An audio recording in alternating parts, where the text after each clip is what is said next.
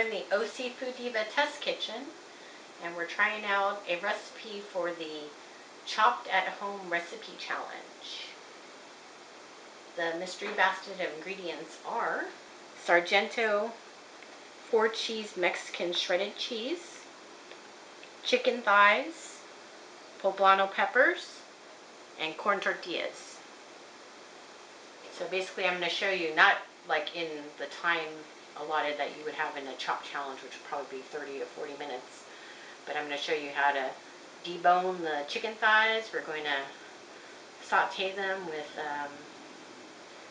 bacon, and then make a poblano pesto sauce, and then we're going to stuff it in these tortillas and actually make them into like kind of like tortilla turnovers or hand pies, but it's actual like enclosed taco.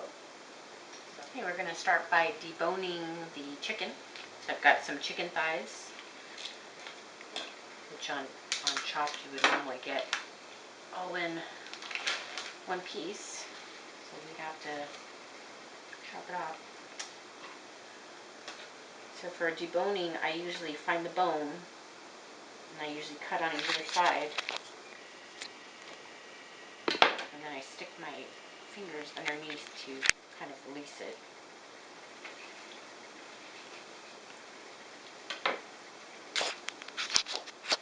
And there's some extra meat on here that you can try to cut it off, or you can save it for like making broth. But it's pretty easy. I mean, the bone's gone now. I'm going to take off the skin.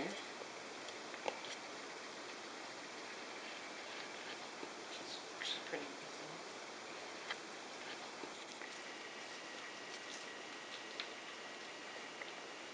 And we'll make chicken chicharrones since we have the fryer on later. And if there's excess fat, you might want to cut it off, because we are going to fry it in bacon, so you're going to have some fat in the pan as well. Yeah, so there's a piece of thigh deboned. Okay, we've got 3 chicken thighs deboned and skinned, and we're going to cut it up into chunks, small chunks, and then we're going to stick them in the pan with the bacon. So I'm going to chop chicken up into a little bit smaller than bite size, because we're going to be stuffing them into the corn tortillas. Now that I'm looking at it, it looks like the 3 thighs are probably going to be enough. And so at cooking competitions like Chopped and stuff, this is when people start getting hurt, like cutting their hands and stuff, but since we're not timing it, we can take our time and be careful. Okay, we've chopped up 3 thighs. We've got them in nice little bite-sized pieces, or actually smaller than bite-sized pieces. Now we're going to put them into a bowl so that I can clean up a little bit and chop up some bacon so we can actually fry this up.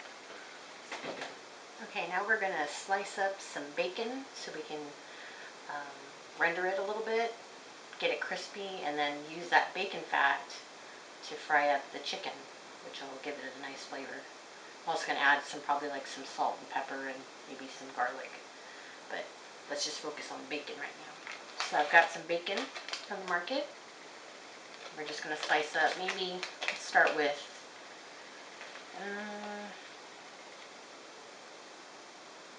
let's go with 3 slices for now. Just going to slice them across, because they're going to shrink when we fry them. I'm just going to put it in a bowl and kind of separate them.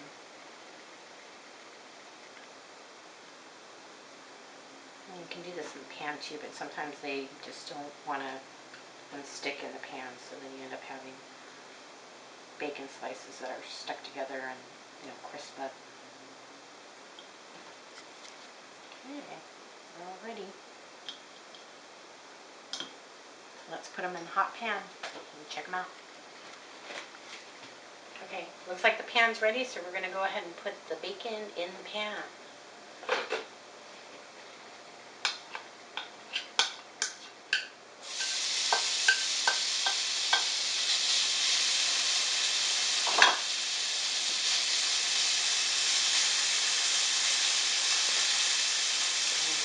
But she had smell-o-vision.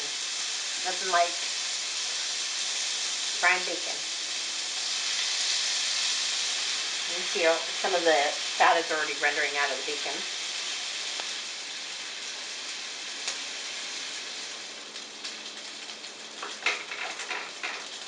While the bacon's sizzling around, I'm going to get a plate ready with some paper towels on it so I can drain some of the excess grease off. But we'll keep the rest of the bacon fat in there so we can have it for the chicken.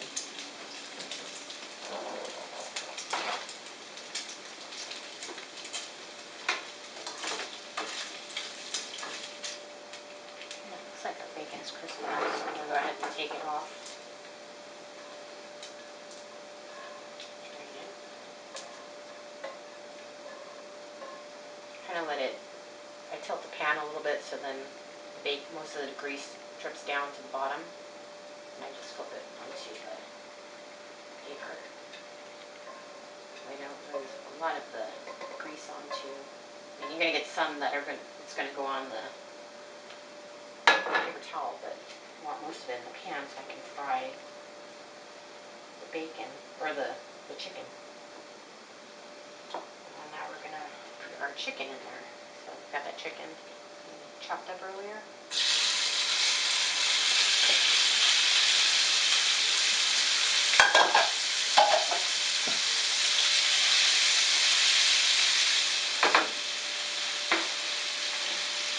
And put a little bit of garlic powder.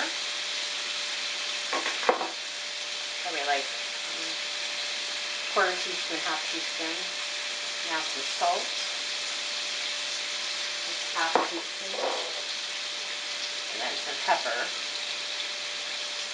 Like a quarter teaspoon.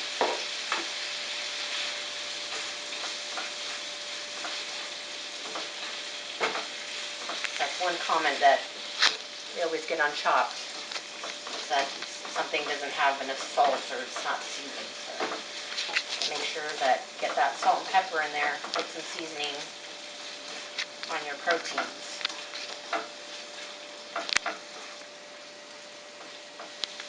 See, it's already turning opaque. It's cooking really quickly. Even though we are deep frying these tacos, we want to make sure the chicken is cooked thoroughly, because it's not going to be in the fryer long enough to actually cook the meat inside of the tortilla. So you want to cook it, but you don't want to overcook it. Go ahead and I'm going to try a piece just to see for seasoning wise if it has enough salt.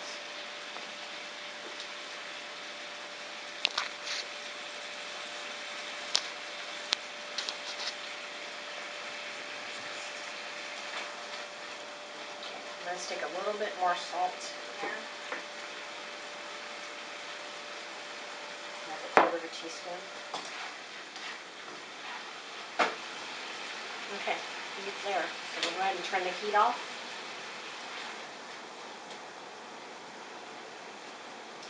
And I am going to put this into a bowl, mix it with the bacon bits that we have left.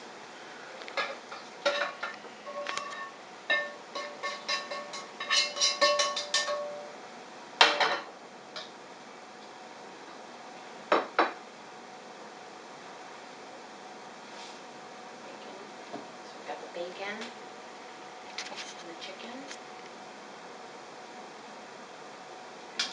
You can stir it up a little bit to get it all incorporated. Here, set that aside and get it to cool a little bit. Now I'm going to try to make the poblano pesto for the outside. We're going to either drizzle it or maybe use it as a dip. I'm not sure yet, but okay, we're going to start on the poblano pesto sauce. So we've got these beautiful poblanos from Melissa's Produce. I'm going to cut them and seed them. stem off. You can either grab it from here or you can cut it in half and take it out. There are going to be seeds in there that fall to the bottom, so, but you'll get them when you cut it. Got some seeds in there. And if you like it really spicy, you can keep the seeds in there, but sometimes it'll just get too wild, so it's better off just to take them out. I'm going to stick them in there.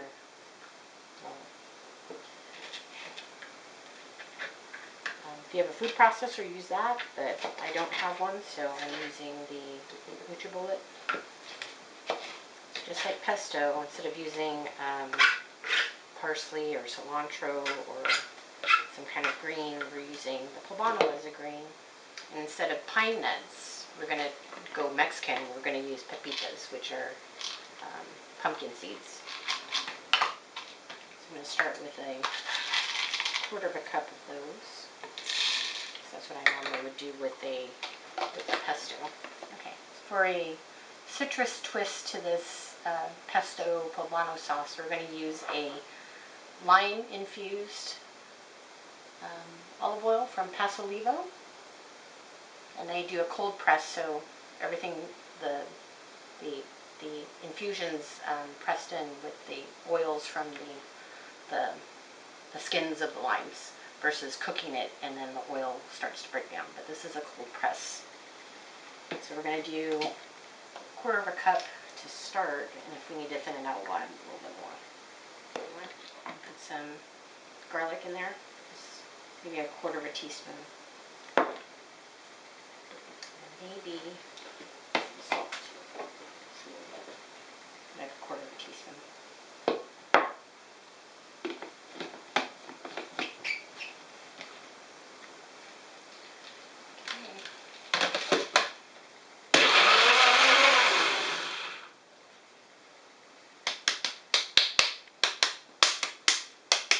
One thing, if you had a food processor, it'd be easier because everything would be on the bottom, but now you've got to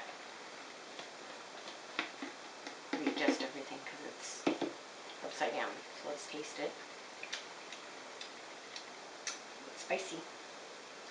I think we're going to need a little bit more olive oil. So I'm going to put like maybe 1/8 of a cup more olive oil. And another 1/4 teaspoon of garlic powder, and then another 1/4 teaspoon of salt. It's like a nice consistency. Much better. I still think it needs some more salt. So what I'm going to do is I'm going to, instead of blending it more because it's going to start turning into mayonnaise and I don't want that, I just go ahead and mix in another 1/4 teaspoon of salt. I'm going to add a little bit of black pepper, 1/4 teaspoon.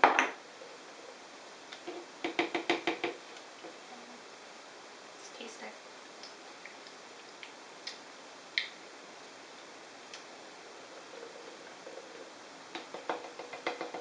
I still think it needs more salt. Let's try another 1/4 teaspoon. So we're up to a teaspoon of salt now. I think it's because the poblanos are a little strong. See the consistency? So it kind of looks like a pesto. That's good. So I'm going to go ahead and set that aside because that'll be at the end for presentation. Okay, now that we've got all the ingredients ready, we've got the chicken with the bacon. We have the poblano pesto, which we're going to use for afterwards for presentation. We're going to do, now we're going to stuff everything into the tortillas. And then we've got Sargento cheese, the 4-cheese Mexican blend. I'm gonna put that in there too. And then what I'm gonna do to seal it, I'm gonna try to put an egg wash right here. So let's go ahead and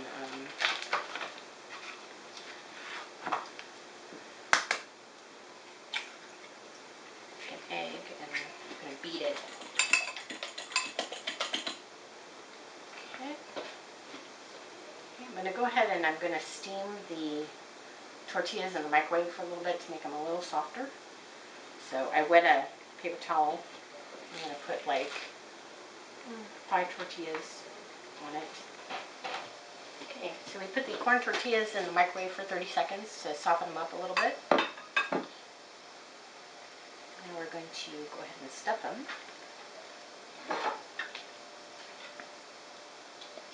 That chicken mixture.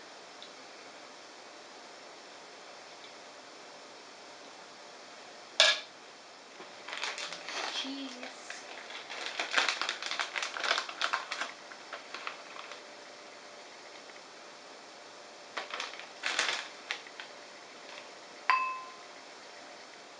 Egg wash.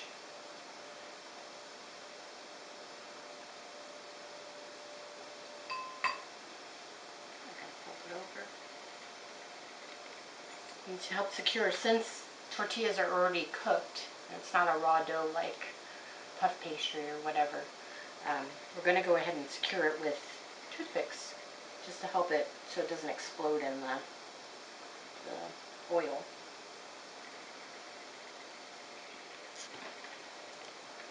So we're going to do a few of these, maybe 3 or 4 of them, and then go ahead and stick them all in the fryer. Also, what I found when deep frying with toothpicks is to leave a little bit so that you can get it off. Because if you put it in too deep, you won't have anything to pull it off with. So kind of leave a little bit more of the toothpick out on one end so it's easier to slide out after it comes out of the fryer. Okay, we're going to go ahead and deep fry these Mexican wontons that we have. And we're using, if you have a home deep fryer, you can use that, or a pot of oil.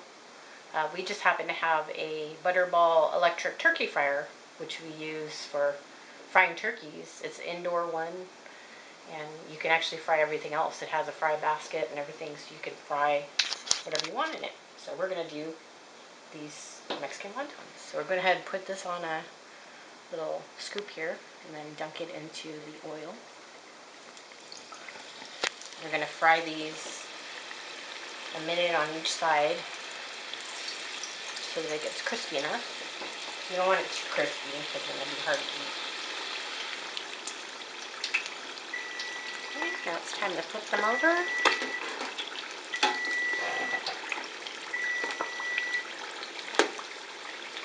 And while you're waiting, you can get a plate ready with some paper towel on it so you can drain the excess oil off. Okay, it's time to pull these bad boys out.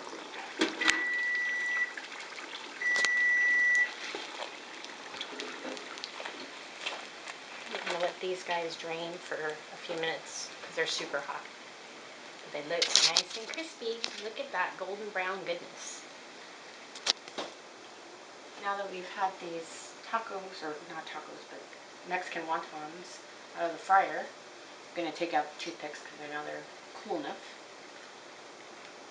We have that edge that we can pull it off from.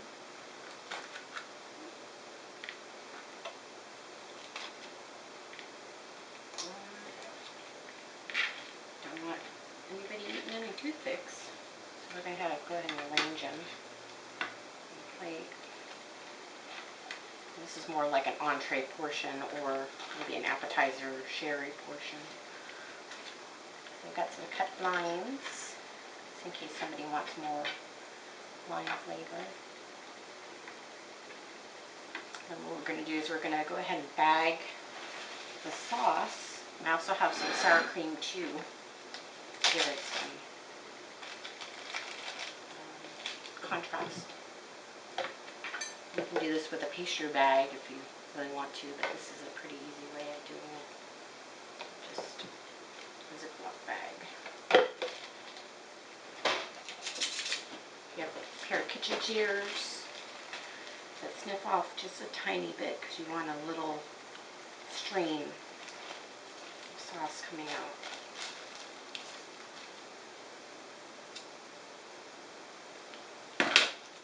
Okay. There we go.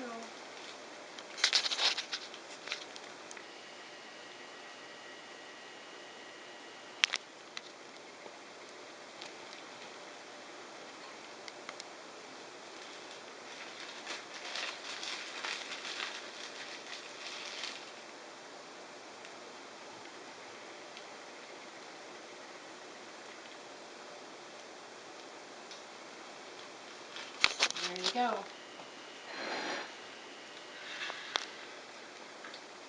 Mexican wontons.